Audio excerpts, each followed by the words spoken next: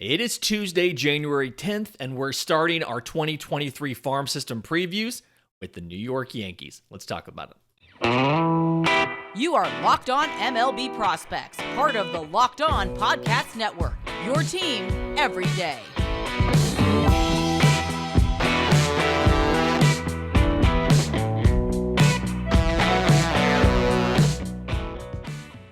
Yes, welcome on in to Locked On MLB Prospects, your home for all things minor league baseball. I'm your host, Lindsey Crosby, baseball writer and podcaster. Thank you for making this your first listen every single day. And as we are going to do from now until mid-February, we are going through every single farm system, talking about top prospects, talking about the state of pitching or hitting or wherever they're deficient, and giving some superlatives. So, first team, New York Yankees, 99-63 last year, won the American League East. Aaron Judge set a record for home runs. And when you look at the story of this farm system, some of the top prospects, guys we know about and guys you should see relatively soon.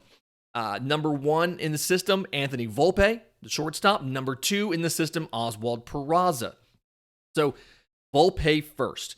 2019 first rounder out of high school. Got 132 games last year between AA and AAA. Most of them in AA.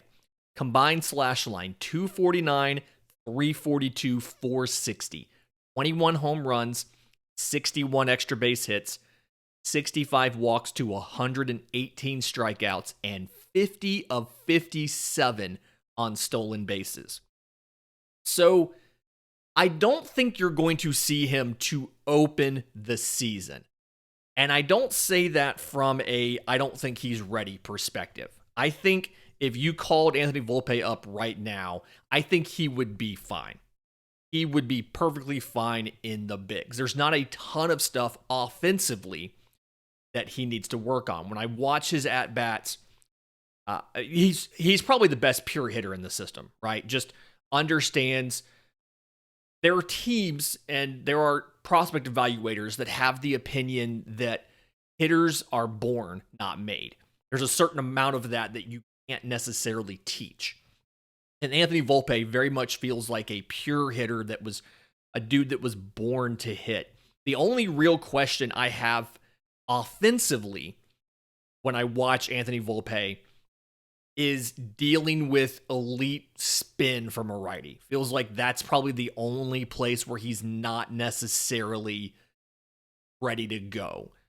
It's just one of like the last holes he's going to need to close before he's ready to debut. And so, big fan offensively of what I see from Anthony Volpe. I think the power potential is plus. I think the hit tool is plus. And you pair that with above average to plus speed, depending on who catches them and who has the stopwatch. I think you have a guy who offensively can be a middle of the order hitter for you in the Bronx for a decade. The reason I don't think you see him to open the season is because of how much depth you have. You already have Oswald Peraza, who we're going to get to in just a second, who debuted last year, still has rookie eligibility, but I feel like is probably a better bet to open as the shortstop. You've got Isaiah Kiner-Falefa, final year team control. You've got Josh Donaldson at third, Gleyber Torres at second. There's a lot of pieces.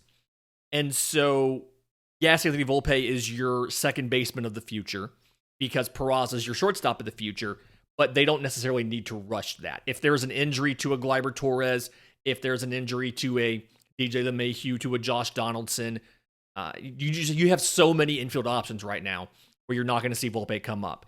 If you were to call him up, I think he can stick at shortstop, right? He's not going to be an elite defender at shortstop. Let's up front. He's not. But I think he could stick. He's got really good instincts, a really short and quick arm action and release. Makes up for his arm not being amazing or anything. And again, above average runner. The range is probably average or so, but I do think that he's going to kick in to second base. He does not have the arm to play third. He's probably has below average to fringe arm. So he's going to kick in to second base. And that's why I think you'll see him to open the season because you have so many other options in the infield. You may see a guy moved at the deadline, you may have some injuries or something that force the hand, but for now, you're not going to see Anthony Volpe up right away because you've got so many options. A guy who I do think you'll see up right away and should be starting, as I mentioned, is Oswald Peraza, number 2 prospect. I've got him as number 2 in the system. He was a 2016 IFA and got a little bit of time last year. Spent most of the year in AAA. 99 games, Scranton Wilkes-Barre. 259, 329, 448. 19 home runs, 35 extra base hits, and then in the 99 games, 34 walks to 100 strikeouts. 33 of 38 on stolen bases, but he's looked good in Scranton Wilkes-Barre. Didn't look great, looked good. 260, 330, 450 is not a bad slash line. Got 18 games in the bigs, and we complained about this on the show that he didn't get to start nearly as often as you would want him to because it's the whole playoff chase thing. But in his 18 games, just under 50 at-bats. 306, 404, 429. So much better batting average, much better on base, lower slugging. 1 home run, 4 extra base hits, 6 walks to 9 strikeouts, and 2 of 2 on stolen bases. When you watch Oswald Peraza, in the minors last year, he struggled early. Part of that was the cold weather in the Northeast, and then part of that was he really had a hard time against sliders down and away. Like just early in the year, he really struggled with that. It started to pick up. He started to get better as the season progressed in AAA, and that's ultimately why New York felt comfortable calling him up to the bigs, was because he made the adjustment. The power, I don't think it's going to get to average. He's going to be more of a line drive doubles guy. He'll pull some home runs now and again, but for the most part, he's a line drive and doubles guy whose job is getting on base. And he's a righty, so when he's pulling stuff, it's not even getting to use that short porch at Yankee Stadium. Now, defensively, he is a slam dunk shortstop. He is the best defensive infielder in this system. He has really good range plus arm. He could move to third if he had to, although the bat doesn't profile as a third base bat, but he could defensively play third base. Above average speed, why he was 33 of 38 on stolen bases. I think he's the shortstop of the future, and I think provided his bat's okay in spring training, he should break camp as the starting shortstop with Isaiah Kiner-Falefa in a backup role. Number 3 prospect in the system, Jasson Dominguez. We did talk about him a little bit, I want to say on last Friday's show, discussing him versus Spencer Jones. So go back to listen to that. It was an answer to a mailbag question. I want to say the second segment. Not going to spend a ton of time here on the basics of who Jasson Dominguez is, but do want to have a brief conversation. I do think Jasson Dominguez is an above average major leaguer. Okay. Is Jasson Dominguez going to be what people, is he going to meet the expectations that were projected on him? No, he is absolutely not going to be, but he is going to be an above average major league. Spending $5.1 million on that in the international free agency market in 2019, is that a value? Get above average production. And the price per WAR right now on the free agent market, I would argue that for the potential that he had and then to end up getting an above average big leaguer, $5.1 million ended up being the right decision. In retrospect, do the Yankees spend that much on him if you know his ceiling is above average? Probably not. I do think he's going to be an above average big leaguer. If you want more details about the actual stuff for his game, go back to last Friday's episode. We discussed him versus Spencer Jones. It's a good conversation, actually. Number 4 prospect in the system, and a guy we haven't talked about yet, catcher Austin Wells. 2020 first rounder out of Arizona. 92 games last year between low A, high A, and double A. Mostly in double A. 277, 385, 512. 20 home runs, 38 extra base hits, 56 walks to 90 strikeouts, and 16 of 16 on stolen bases. He lost some time last year because of injury. I apologize in advance for this. He had a ruptured testicle and missed some time last year. I fully understand missing time with that. But I've got him as the best power hitter in this organization. His fly ball plus line drive percentage is over 50%. He's got like the ideal swing to have power to all fields. Now, that said, he's a below average defender. I think that he can get to fringe. He's never going to be an average defender behind the plate. He can get to fringe. The arm isn't that great. The pop time's not that good. It still needs to work on his footwork. Still needs to work on blocking, things like that. But he can get to fringe from his current below average, and that's going to have to be good enough because he's an offensive-minded guy. I could see a scenario where the Yankees decide to move him later to first base or to DH. Anthony Rizzo is a little bit older. But for now, if you keep him at catcher, his ceiling is at best behind the plate defensively fringe. In just a minute, I want to get to the state of pitching within the Yankees system. But first, today's episode is brought to you by our friends at BetOnline. BetOnline.net is your number one source for sports betting info, stats, news, and analysis. You can get the latest odds and trends for every professional and amateur league out there. The NFL starts their playoffs this weekend. We just saw college football wrap up the national championship last night. Congratulations to the team that won, because we are recording this before they have played that game. But had a great time going through and checking out all of the props on BetOnline for that game. NBA going on right now, college basketball, men and women. They're in conference play right now. They've got everything at betonline.net. It's the fastest and easiest way to get your betting info. So head to the website today or use your mobile device to learn more, because BetOnline starts. Okay, so the state of pitching in this system, I think, is something that deserves a little bit of conversation. You have made a lot of moves at the trade deadline the last 2 years. And when you look at what was shipped out at the deadline, most of it was pitching. So in 2021, you got Joey Gallo, you got Anthony Rizzo, you got Andrew Heaney.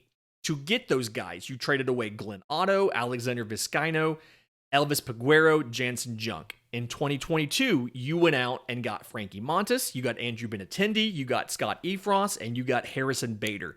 And for that, traded away Luis Medina, Ken Waldichuk, J.P. Sears, Hayden Wineski, Beck Way, Chandler Champlain, and Jordan Montgomery. It's like 10 pitching prospects out of this system in the last year and a half.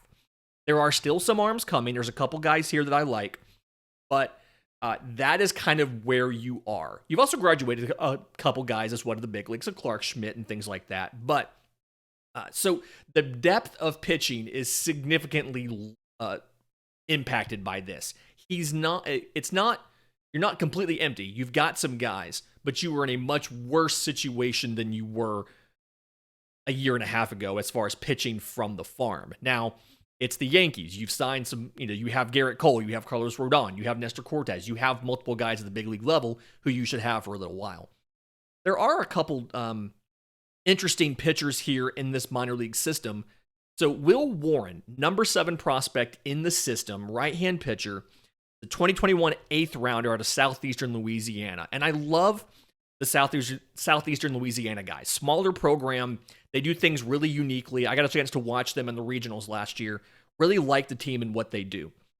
But what Will Warren does, he's gotten a little bit of size since he was drafted. He's listed at 6 foot 175 in his draft profile. He's now around 195.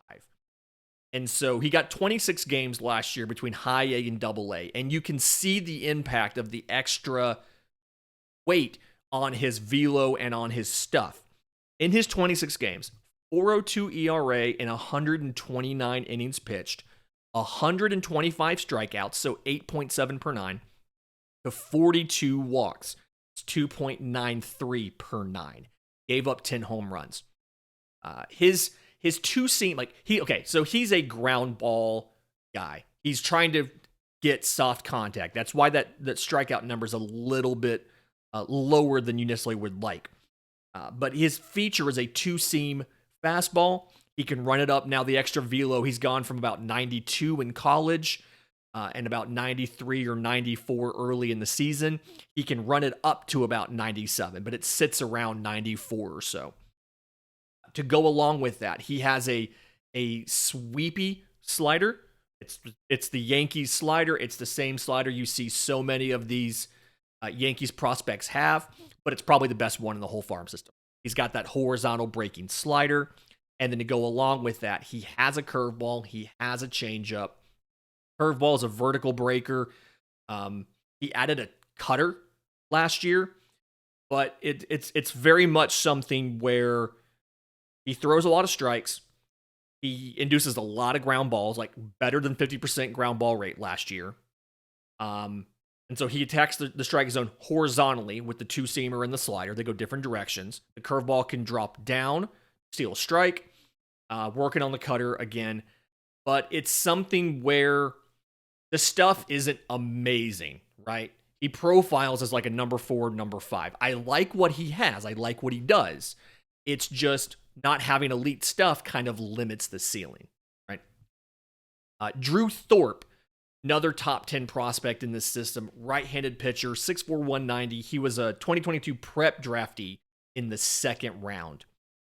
So, sorry, not prep draftee. He was it was a draftee out of Cal Poly.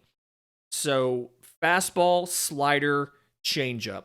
The fastball sits 92, 93. It's kind of straight. The velo's not fantastic for a righty. So that's an issue you've got to work on there.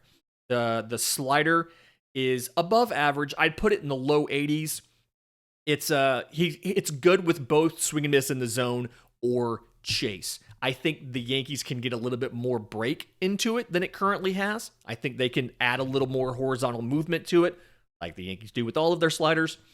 The changeup is a phenomenal changeup. It is a fantastic.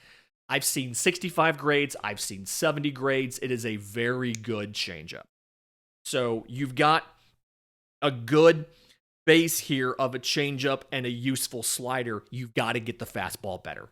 You've got to get some physical development, kind of like you did with Will Warren, get some more velo and some movement on the fastball. I think he's a good candidate to swap to a two-seam fastball or to swap, or to add in a cutter, because the four-seam fastball he throws is just straight. Velo's not great, and it's going to get crushed if he throws too much of it. So work to do there. Look to see. I expect him to start probably high A Hudson Valley next year as they work on that. But I think his ceiling as of now, without a significant uptick in velo, is probably back of the rotation as well. Another guy, right-hand pitcher Randy Vasquez, 2018 IFA, got 25 games in AA last year, 2-7, 3.90 ERA, and 115 and a third innings. 120 strikeouts, 9.4 per 9, to 41 walks, 3.2 per 9. Gave up 11 home runs. I think that's skewed because he had a dreadful July. 14 and 2/3 innings, 5 home runs. You take that out, the line looks a little bit better. I'm not saying we can just take things out arbitrarily, but a bad stretch right there in July. Minus that, the numbers look a little bit better. Throws a four-seamer and a two-seamer, both around 92, 93, so more of those velocity questions as far as the potential there. Has one of the best curveballs in the system. A ton of sharp horizontal break to it. Also, added a cutter last year. He lowered his slot trying to get more velo, and when he did that, the command suffered. So I'm curious to see what happens this year. The walk rate went up because the command stepped back a bit with the slot. I'm curious to see what happens. Does he look like the 21 guy or the 22 guy as far as command goes? I would rather you have a tick or two less velo and walk less guys than to sacrifice the control and not appreciably get better at striking guys out, if that makes sense. Again, curveball is very good. Another guy, questions about the overall ceiling because of the quality of the stuff. A guy who I don't have a ton of stuff quality questions here, Luis Serna, not in the top 10, younger guy in the system. He's probably somewhere in the 20s, but signed in May 2021 as an IFA and got 10 starts at rookie ball last year. So the Florida Complex League. 1.96 ERA and 41.1 innings pitched. 56 strikeouts, so 12.2 per nine, to 17 walks, 3.7. Did not give up a single home run. Has the best changeup in the organization, is a fantastic changeup. Fastball is like 91 or 92, can touch 95. If there was a slider and a curveball as well. I think the slider can improve a little bit. The Yankees obviously will do that. That's the Yankees thing. But he can pound the zone. He can throw all four of these pitches for strikes. He's got a very high ceiling, especially if the slider gets better. I like how the pitchability is there. He understands the sequencing. He understands some of those extra mental aspects to pitching, and he does all this at age 17 in rookie ball last year. So really like the ceiling of Luis Serna. Want to see the Yankees work their magic on that slider. In just a minute, we've got some superlatives for this farm system. But first, today's episode is brought to you by our friends at Built Bar. If you want a delicious treat, but you don't want the fat and calories, you've got to try a Built Bar. Now that the holidays are done, we're all in the New Year's resolutions. Mine is to eat healthier this year, drop a little bit of weight. And if you're like me, where you want to eat healthier, but you don't want to compromise for taste, you got to try Built Bars. Healthy is actually tasty. They're so delicious, you won't think that they're good for you. Perfect for your New Year's resolution. They're covered in 100% real chocolate. And then they come in unbelievable flavors like churro, peanut butter brownie, coconut almond. I don't quite know how Built does this, but they taste like a candy bar, yet they have all of the stuff you need from a healthy treat. 130 calories, 4 grams of sugar, 17 grams of protein. And now you don't have to go to Built.com and use a promo code to get a box. Go to your local Walmart or Sam's Club. You head to Walmart, walk to the pharmacy section. You can get a box of Built Bars, a 4-bar box of cookies and cream, of double chocolate or coconut puff. If you're close to Sam's, you can get a 13-bar box of brownie batter and churro. And if it's something you want outside of that, go to Built.com. They have all of the flavors there, the limited time things, and all of that are there. Built.com. Okay, so a couple superlatives here. First thing I want to talk about is a potential breakout in this system. And to me, it's right-hand pitcher Richard Fitts. 2021 sixth rounder out of Auburn.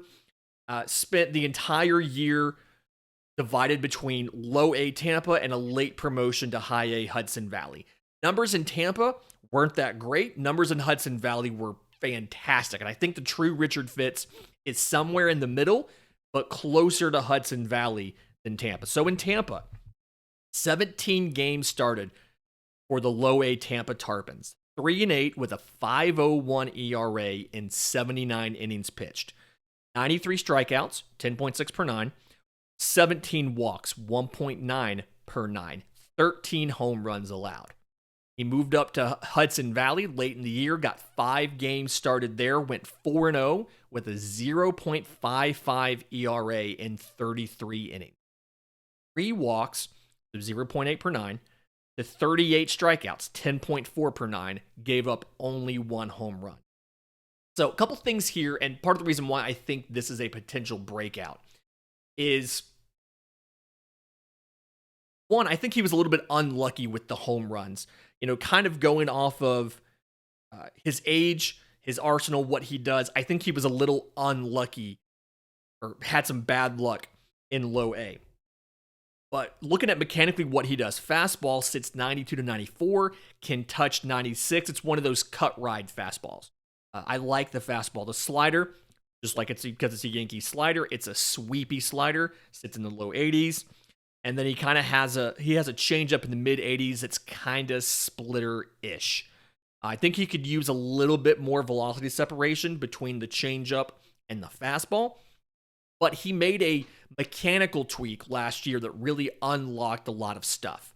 So it was in the delivery, and it was about the front leg and kind of what he was doing as he was coming in on the delivery. And the side effect of that change was he's better able to put the ball down in the zone now. And I still have questions about the overall ceiling simply because of where the velocity is. I mean, he's a righty who throws 93, 94. Feels like a lot of those elite starters in baseball are higher than that. But The stuff is good. The fastball, the slider, the changeup play well together. They all move differently, which is very useful as far as keeping hitters off balance and gives you an ability to attack a hitter horizontally. He still has an issue where when he leaves something in the wrong place, it gets crushed, but I think he's closer to what you saw in High A Hudson Valley than what you saw in Low A in Tampa. The guy in this system with the ridiculous power, but can't quite necessarily hit. Your power tool is only as good as your hit tool award goes to first baseman Anthony Garcia. 2017 IFA, they've moved him from the outfield to first base. 6'5", 204, and 95 games in Low A last year. 195, 372, 369. And this is after he got a cameo at age 20 in Low A of 16 games and hit 291, 426, 655. So 14 home runs, 23 extra base hits, but 83 walks to 156 strikeouts, 21 to 26 on stolen bases. Again, he had a 697 slugging in 2021 in rookie ball, and in Low A, he had a 655. But now the book's out, and we discussed, like, okay, what is he good at? What is he not good at? Well, guess what? He struggles. He struggles with spin. He doesn't chase a ton, but he strikes out 1/3 of the time because he struggles with spin. His average exit velo, 91.4. His max exit velo, 116. He's got the most power of anybody in the organization. He just can't put a bat on a ball. Runner up for this, right fielder Mauro Bonifacio only got 11 games in last year. But in 2021, in the DSL, 247, 300, 556 with 11 extra base hits in 24 games. Another guy who, tons of power, struggles sometimes to make contact. A guy who needs to stay healthy this year, but could be something if he can stay healthy, is center fielder Everson Pereira. We've been talking about him now for quite a while, it feels like. 2017 IFA. He's only, since he was signed in 2017, he only has 210 career minor league games because of injury, because of losing 2020. And last year was almost half of those because he played just, I think, 102 games last year. In those 102 games, 277, 350, 469, 14 home runs, 40 extra base hits, 43 walks to 124 strikeouts, 21 on 28 on stolen bases. If he can stay healthy, which is a big if, he's got a ton of raw power, which I think he has an average hit tool, so he should be able to get it into games. He chases a little too much. He's got some timing issues. But again, this is all stuff that you see guys who take long layoffs, you see these sorts of issues. Again, got a lot of time in last year, needs to have a healthy year and a complete year to play this year. Above average arm. Defensively, I think he could get it done in center, but he'd be an above average defender in a corner. There's a lot of those guys in this system. Dominguez, Spencer Jones, guys who could play center field, and they would be average in center field, but would be better in a corner. Pereira's another one of those guys. Well, would be average in center, above average in a corner. More power than hit, but average hit tool. He just has to stay healthy and get the reps. And then a good defender in the system, and one that will definitely, we need to figure out, the Yankees need to figure out what's going on with him because they have a decision to make on Harrison Bader, is Estevan Florial. Best defender in the system. I believe he's technically still a rookie. He's got something like 30 games of big league experience. He got 1 in 2020. He got 11 in 21 and 17 in 22. He's got to figure out the swing and miss and the chase. He swings and misses about 25% of the time. He chases about 21% of the time.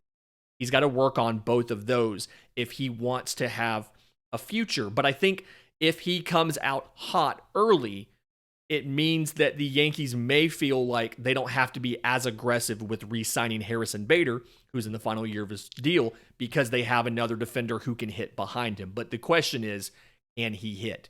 What does he do? He's the fastest base runner. He's the best athlete. He's the best defender with the best arm in the outfield in the system. It's just he's got to hit. I still think his overall ceiling is probably something like 4%, like a 40 grade on the hit tool, but he has gotten better every season with the chase, with the swing and miss, and when he makes contact, it's hard contact. He just has to make more contact. Great start to the previews. We're doing the rest of the American League East this week, including a show on Saturday. Reminder, if you have questions for the mailbag, I'm on Twitter at Crosby Baseball, show's on Twitter at Locked On Farm, or you can email us, lockedonmlbprospects@gmail.com. You also have the option of the new Locked On MLB Prospects Discord. Link is in the episode description. Link is in the show notes. Just a bunch of baseball fans talking baseball, all things, whether it's farm systems, free agency, trading cards, everything. So come join us. Until tomorrow's show, this has been Locked On MLB Prospects.